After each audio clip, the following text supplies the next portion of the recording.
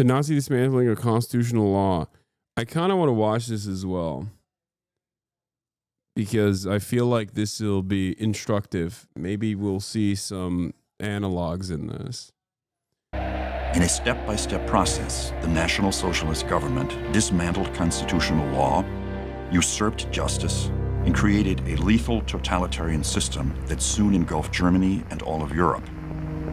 Redefining the nation as a pure political and biological organism, the Nazi government imposed legislation that reinforced its ideological program in all aspects of German life, with a focus on race, business, religion, and medicine.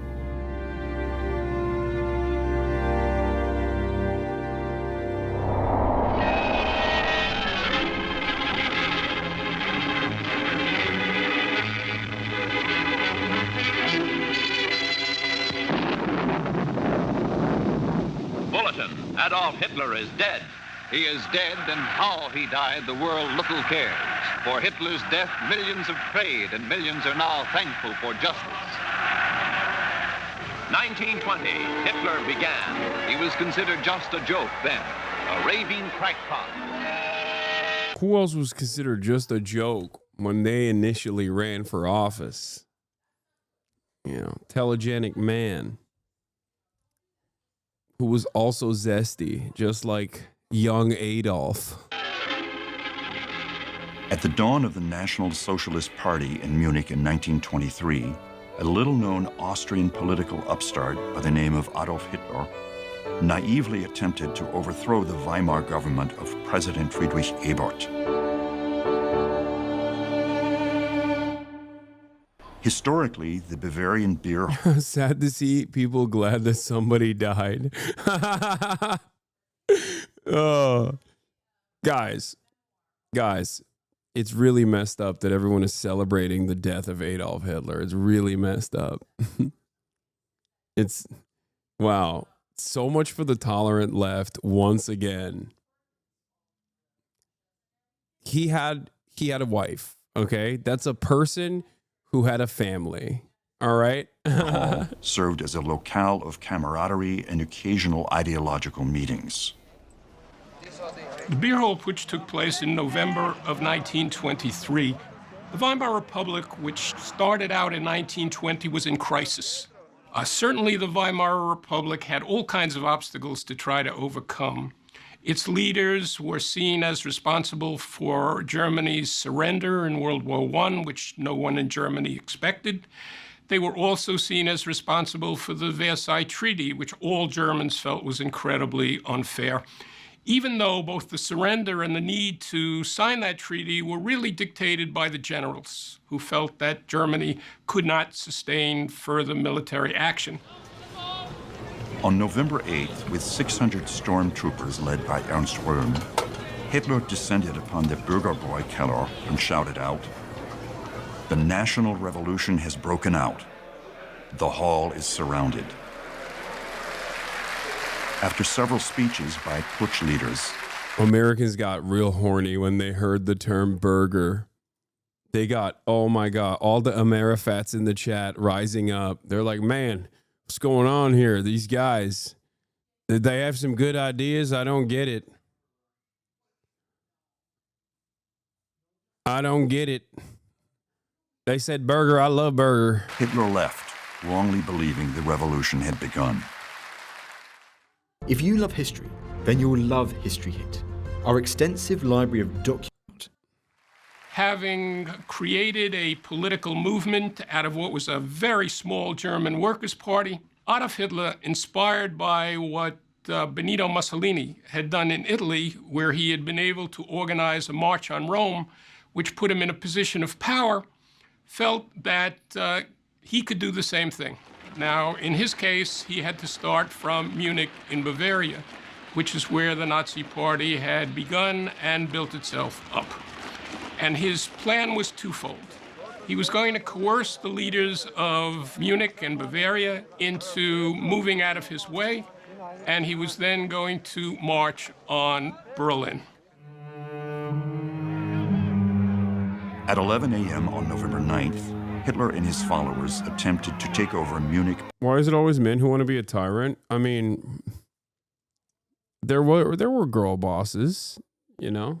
Margaret Thatcher comes to mind. Public buildings. Burgles, thank you for the 100 gifted subs. Oh my God.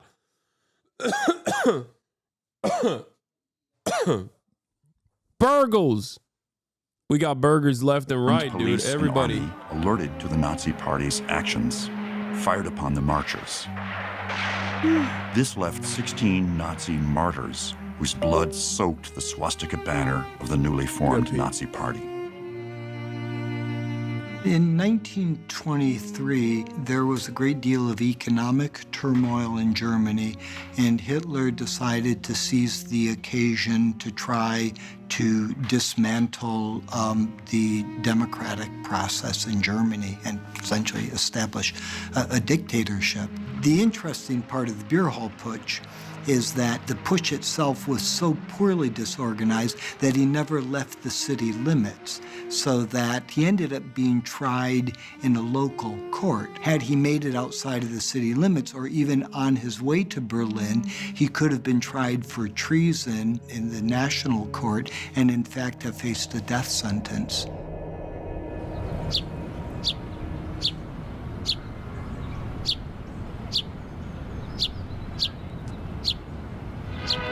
Landsberg Prison, where Hitler wrote his credo of hate during his imprisonment in 1924, following the unsuccessful beer hall putsch. This was a hallowed shrine to official Nazis, but to American GIs, it's just a jail that Hitler never should have left. Although Hitler was sentenced to 5 years in Landsberg prison, he was imprisoned less than 9 months, during which time he continued to build his party network and dictate his blueprint for the Nazi Party program. Mein Kampf provided the seminal ideas for the party's attack on Jews and communists, based upon political and racial laws. Once Hitler realized that he wasn't going to be able to take power by force, he decided he had to use the political processes to attain power.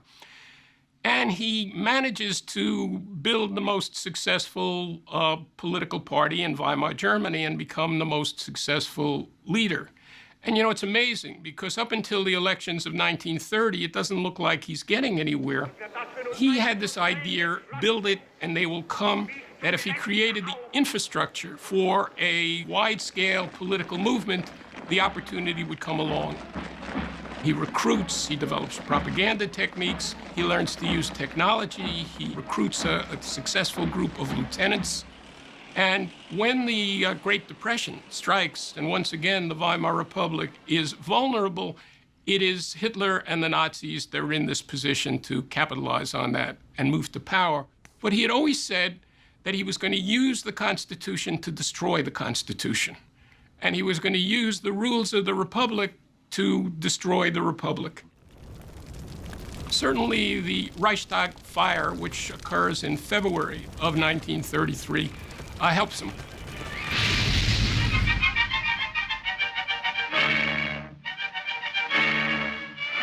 Chamber-wide deputies meet in Berlin Parliament is destroyed as a result of communist plot. Reichstag is gutted by red incendiaries. Here you see the Reichstag, the German House of Parliament in Berlin, which has been seriously destroyed by fire. Notice, dude, come on, I nailed that. I nailed that. The Reichstagsfire was essentially the 9/11 of Germany. Adolf Hitler had been chancellor of the country for less than a month.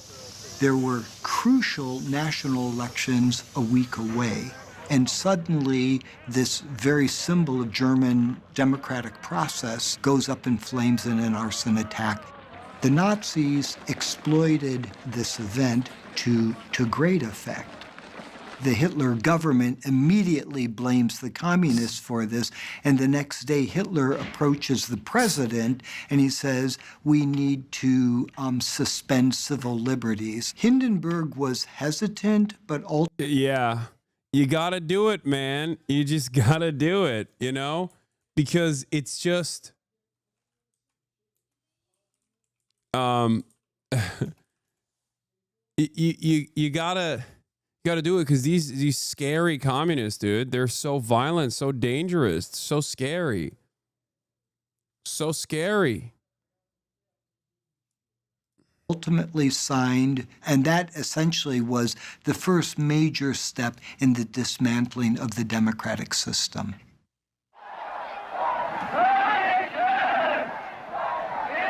In the atmosphere that existed at that point, a lot of Germans were willing to sacrifice certain liberties for the sake of national security.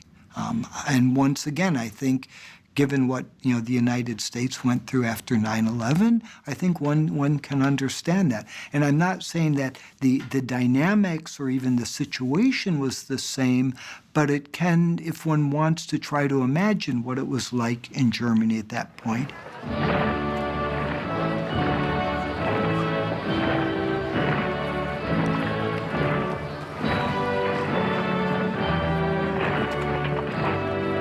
Germany changed with the seizure of power in January 1933, dramatically, but not immediately. It was actually an extended process that the Germans called the Gleichschaltungsprozess.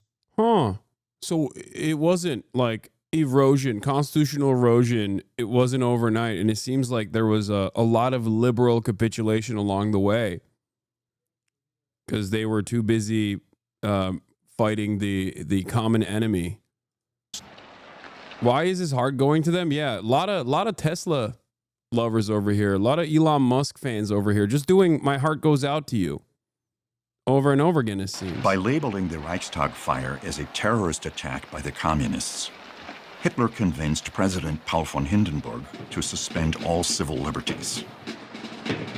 Hindenburg did not like Hitler. He could not even stand to be in the same room with the man, but the political constellations of things were such that he appointed Hitler as chancellor.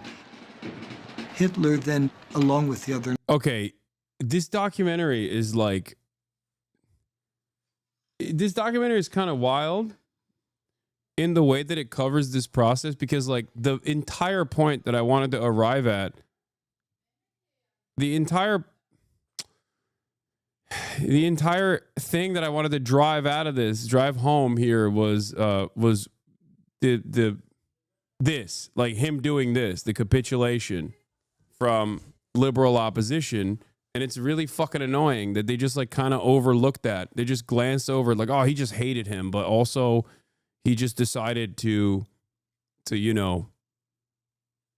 give him all the power. It is the compromise here that is a problem.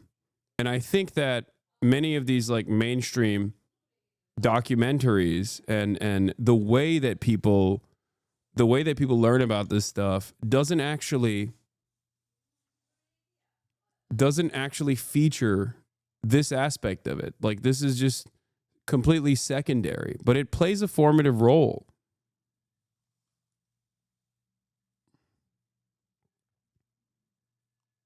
The Nazis set about systematically dismantling the various pieces of democratic process.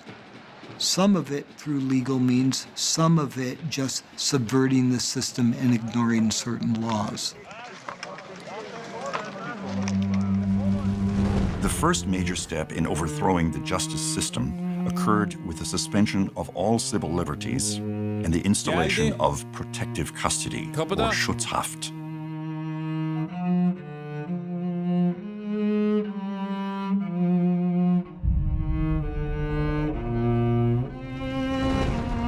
What happens in the enabling law is by this time, the Communist Party, as a result of the Reichstag fire, had been declared illegal. And that eliminates a powerful bloc of anti-Nazis from the Reichstag. At this point, Hitler goes to the Reichstag and asks for a 4-year dictatorial regime, which would suspend most civil liberties and virtually create a state of almost permanent emergency powers.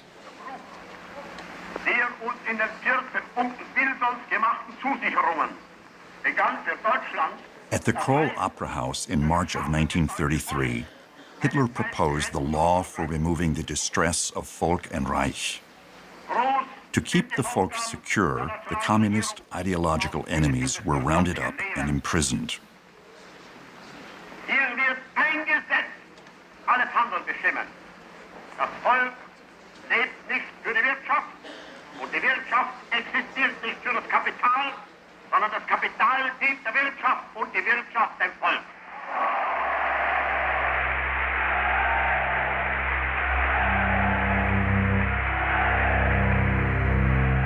One of the pro-communist anti-Nazi lawyers caught in the web was Hans Littin, who had defended communists against the wrath of violent Nazis, even daring to question Hitler on the stand for 3 hours in a 1931 trial. Hitler never forgot what he viewed as humiliation at the hands of Littin, and eventually deemed the prominent attorney an enemy of the state. Sent to a concentration camp, this honorable half-Jewish attorney paid for his integrity. Bro, you know what's kind of interesting about this, by the way? There's another parallel here where all the trials that took place, Donald Trump is quite literally currently singling out law firms that played a role in all of the trials that took place against him right now as we speak. And from what I understand, some of these law firms are doing the exact same thing that Columbia University did, the exact same thing that fucking Harvard did, and they are straight up giving in to whatever his demands are, saying they'll do pro bono work for Trump and the administration, shit like that, ahead of time because they're fearful that they might get prosecuted. So instead of putting up a fight, they're folding ahead of time without any sort of pushback whatsoever.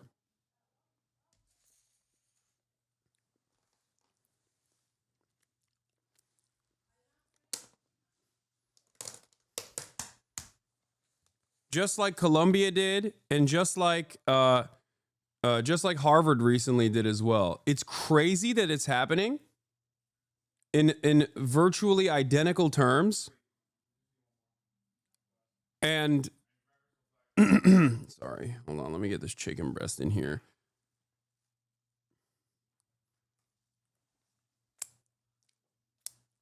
And it feels like it's worse than last time, because at least in Nazi Germany, in this entire process, there were 800,000 Germans that were arrested for resisting against the government. Now, many of those Germans were obviously, Jews, communists, socialists, and whatnot. And many of them were arrested specifically for the claim of resisting against the Nazi government, but they were, falsely branded as resisting against it for the crime of being Jewish or whatever. But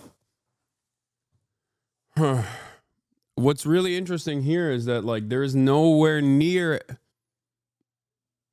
is no fucking resistance whatsoever to Trump 2 right now.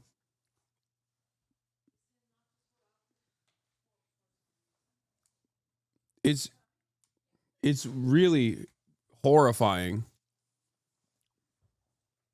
Integrity.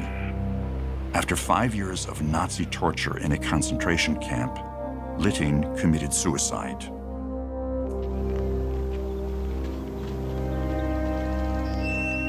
In March 1933, in an effort to confine the enemies of the state, an old munitions plant on the outskirts of Munich became the first Nazi concentration camp.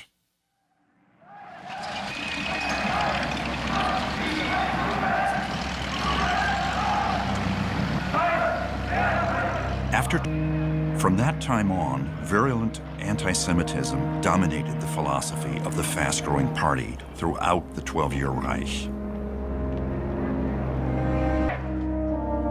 Hitler's 25-point National Socialist Party stressed the importance of segregating Jews from Aryan society, and soon led to abrogating all of their legal, civil, and political rights.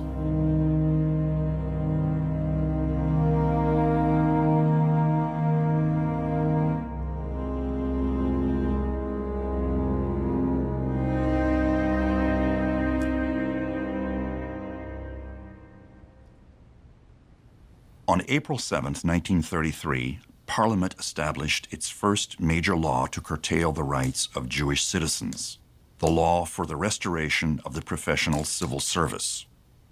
According to the Aryan paragraph, Jews were legally excluded from civil service positions. On the same day, a law was imposed that prevented Jews from admission to the bar. This legal assault had devastating consequences for Jewish lawyers. For the most part, Aryan attorneys were pleased, and few voiced any negative reaction to such violations of justice. The history of Jewish lawyers in Nazi Germany really follows an arc from the unification of Germany in the 1870s through the Nazi era. With the unification of Germany, Jewish lawyers for the first time were allowed to enter into the legal profession. And they flowed into the legal profession, and they became very prominent in the legal profession. When the Nazis came into power in the winter of 1933, they immediately tried to reverse the emancipation of Jews and the liberal legal order which had allowed Jews to become part of it and in which Jews had played such an important role. The Nazis round up its opponents. It arrested, within several days, 4,000 of its political opponents. Among them were Jewish lawyers. But at that point, the Nazis were arresting its political opponents, not Jews as Jews, not Jewish lawyers as Jewish lawyers. But within several weeks, it became clear that the Nazis were going to target Jewish lawyers as well. There were attacks on courthouses organized by SA thugs who would enter into the courthouses, who would throw out Jewish lawyers, would throw out Jewish judges. Violence served a purpose for the Nazis. They used it to its full extent. They used it quickly, and they scared people. But the Nazis also realized that violence had its limits and that they could also use law in order to promote their agenda. Hitler claimed that Nuremberg was the most German of cities, with a tradition that aligned itself with the nationalism of the 1930s. Known from medieval times as a city that burned Jews at the stake, Nuremberg continued to fuel animosity during the Third Reich. The city hosted the party rallies and also served as the venue for the... Yes, not to freak you guys out, but delayed autistic Guppy is correct. Even in the 1933 German elections, a third of the electorate were either SPD, socialist, or KPD, communist voters, comparatively zero class consciousness in America in 2025. So the situation is worse. There is no like real revolutionary sentiment or class consciousness among the American working class, which is part of the reason why it's much easier for Donald Trump than it was for Adolf Hitler, even back then. That's why there is no fucking resistance whatsoever, and not even demands for resistance to specific erosions. When you ask me, like, Hasan, it seems like some of the deportation policies are very popular amongst the Americans. This is part of the reason why.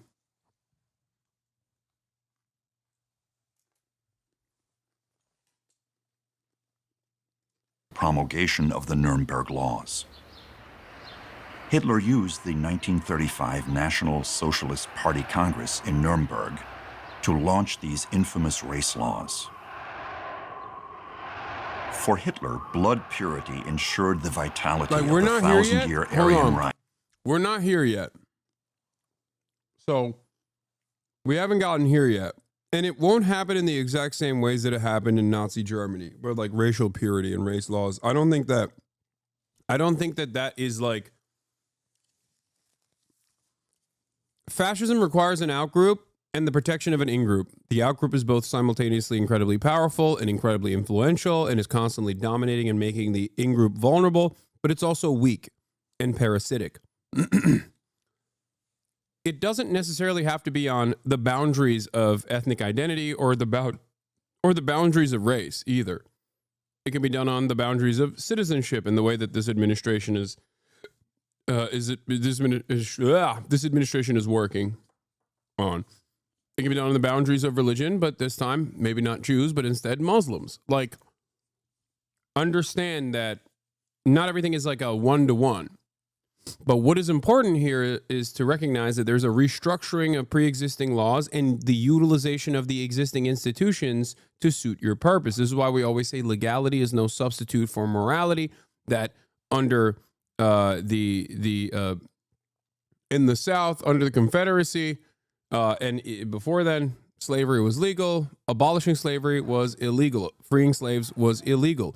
In Nazi Germany, after these race laws, you will see a whole bunch of insane things are considered legal, and a whole bunch of normal things that you would expect people to do, like sheltering Jews, for example, is considered illegal.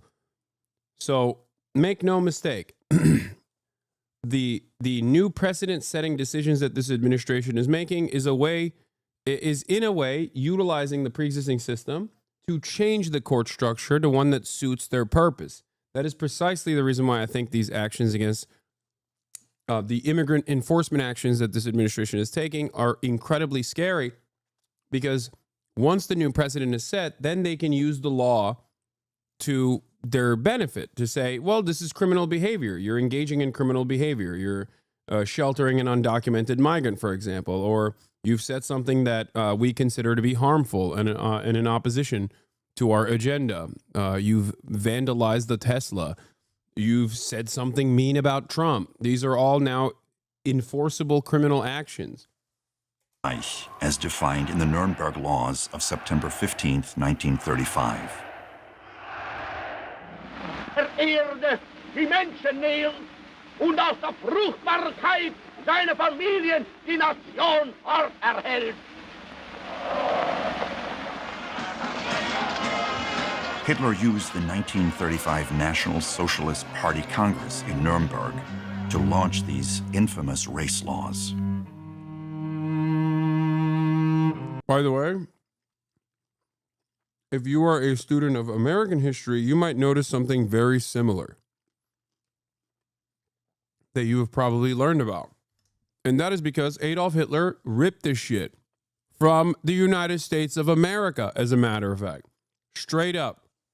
The one-drop rule, blood quantum shit, all of that comes from us. He stole it from us. Straight up fucking bar for bar copy from the Jim Crow apartheid structure. Just so you understand.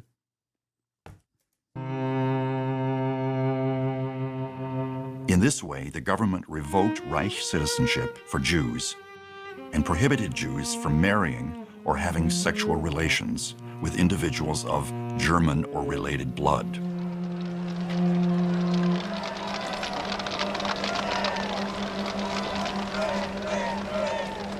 These Nuremberg laws, they were the ones that really prescribed citizenship for Jews. Citizenship was something that would be granted, like a license. Only citizens had rights of citizenship. The second law was about keeping the purity of race. And it begins by prohibiting any kind of marriage between an Aryan and a Jew. It spells it out. If there is already a marriage, it's invalid. For the record, this literally exists in Israel too, which is kind of crazy. Like, Israel currently has this.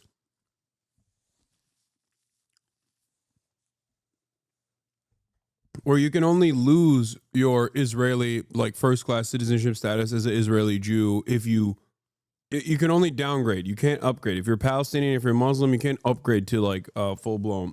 Only under unique circumstances can you upgrade to a full-blown Israeli citizenship, and even in which case you won't be able to unless you're Jewish.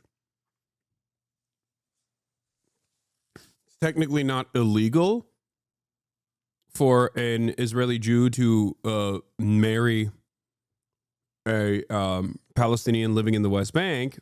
They can do that. They just can't live together in Israel if they do that.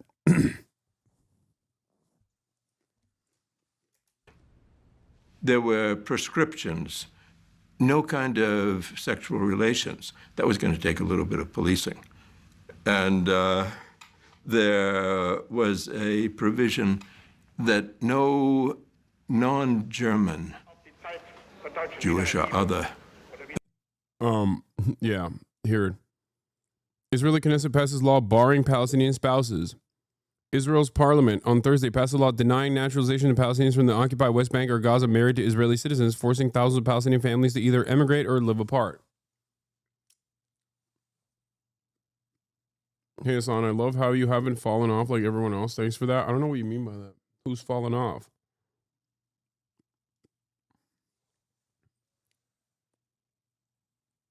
Like that alone, that right there should be instantly. Like if America were to pass a law such as that one, right? That right there is enough for people to be like, okay, this is fucking fascist. But when Israel has done it and has been doing it, no, most moral nation, moral democracy.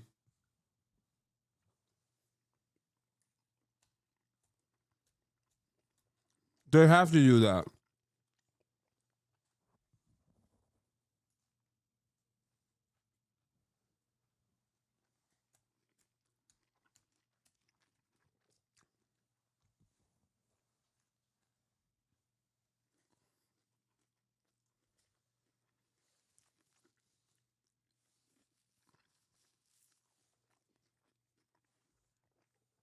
Israeli rules say West Bank visitors must declare love interest. Foreigners must tell the Israeli Defense Ministry if they fall in love with a Palestinian in the occupied West Bank.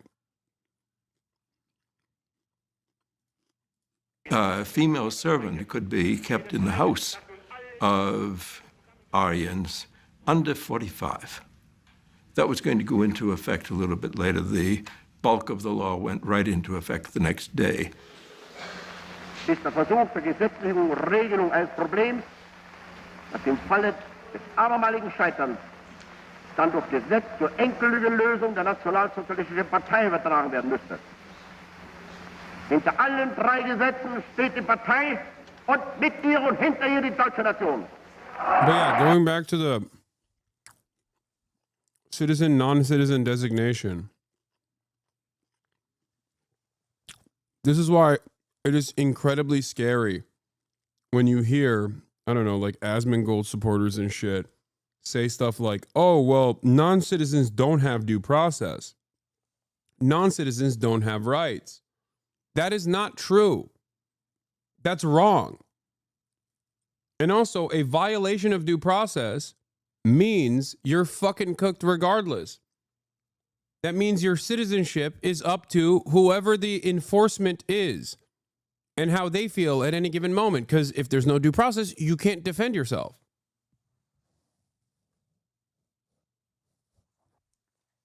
You can't even prove your citizenship. So that means anyone and everyone is a non-citizen.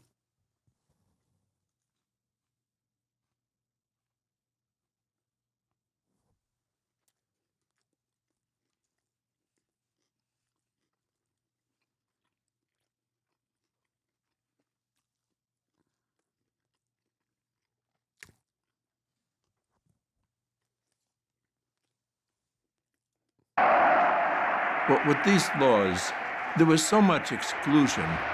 Jews were really being excluded from public life.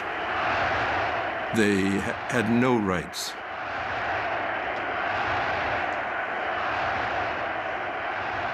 It didn't matter whether you were a religious Jew or not to Hitler. If you had a quarter to an eighth of your background Jewish, you were Jewish. So it wasn't a religious thing. It was a racial, ethnic. And so if you had a Jew, even if you converted, you were still Jewish according to the racial laws, based on your background, based on your lineage. And so it was a eugenic and genetic and hereditary. And it was all caught up in social Darwinism, but it was a genetic, and that was a different kind of anti-Semitism.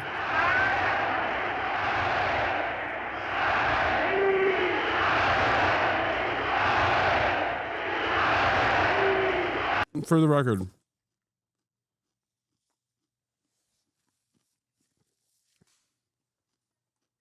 the the reason for this evolution is also because that's just how fascism is. There's an endless thirst for domination. It needs constant enemies. which is why it's inherently a suicidal ideology. There has to, look at all these, by the way, look at all these people giving their heart out. Yeah. Why is Hitler doing the Elon salute? I don't know. I guess he also was a big fan of car manufacturing, which he was. Henry Ford, he did like him. Henry Ford, another American vehicle, a titan of industry. Henry Ford revolutionized the assembly line. Henry Ford. Hitler loved that guy, and he loved Hitler back. Let me tell you. Let me tell you. Henry also loved giving his heart out to people, just like Adolf Hitler is here. Maybe that's what it is. Maybe that's what they're doing. It's a secret handshake that autistic people love to do, I guess, according to the ADL. Through legal machinations, the Jewish community was also forced out of the medical profession and denied civil rights. Basically, starting out in 1933, it was made extraordinarily difficult, almost impossible, for Jews to... Yeah, not letting Jews be doctors and lawyers is such a fucking self-own.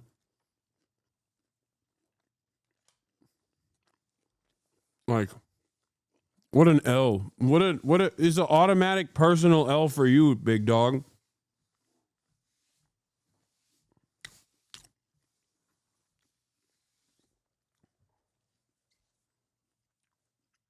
Yeah, so what's next? Comedians, yeah. No more Jewish people in the field, in the legal field. No more Jewish doctors, no more Jewish accountants, and no more Jews in entertainment. There you go. Collapse your own entire economy. Key sectors gone.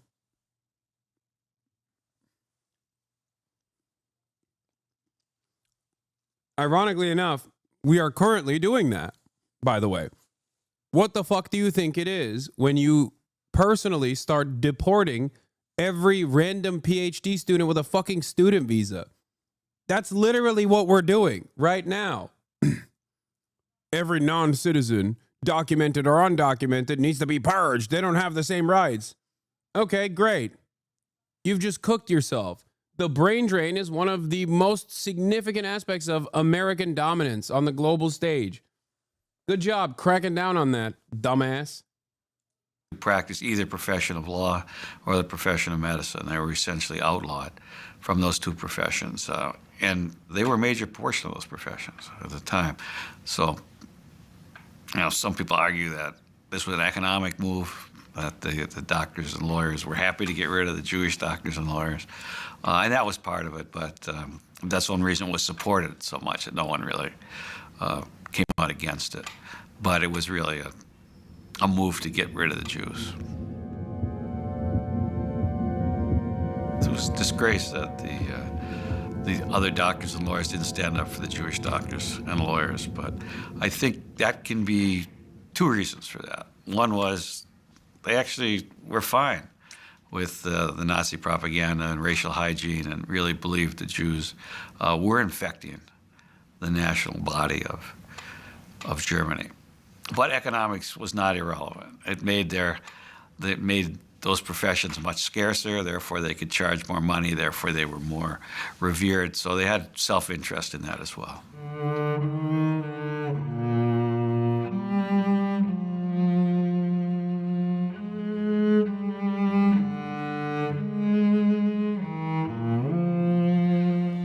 In the Nazi blueprint for a healthy society, those with disabilities had no place.